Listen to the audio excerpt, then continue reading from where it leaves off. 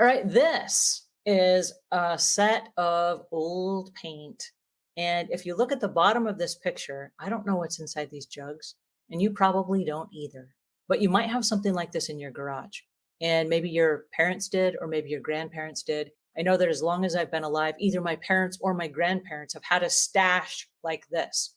Now, what's really peculiar about this, and as I've gone through the cleaning industry, I've become much more conscientious of what is inside the bottle without a label because I would never use it again because I don't know what's inside, right? I'm seeing lots of cans here. And although there are labels on the paint cans, whatever's in those jars there at the bottom, I do not know what's inside those jars. I do not know how old is what is inside those jars.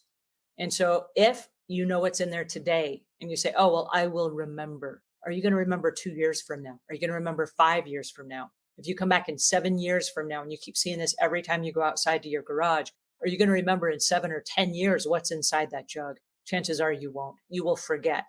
And then heaven forbid anyone should try to use that like, oh, I think it's motor oil. Is it good motor oil? Is it bad motor oil?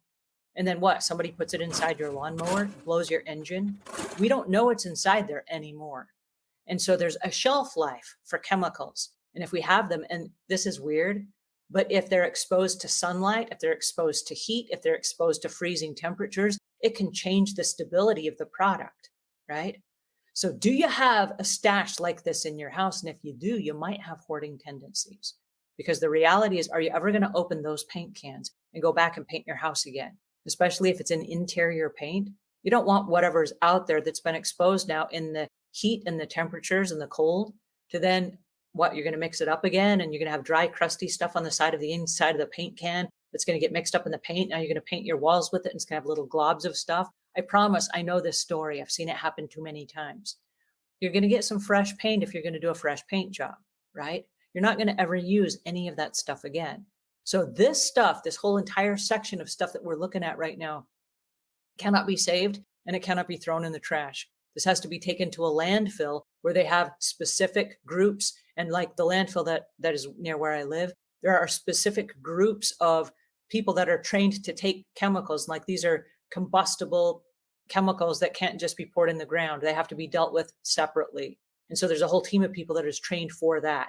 So when you go to the dump yard, they'll say, come to this station and drop this off here. Come over to this station and drop your stuff off here. And they have people that are trained to deal with this. This is going to require a very special section of the junkyard where you drop this stuff off.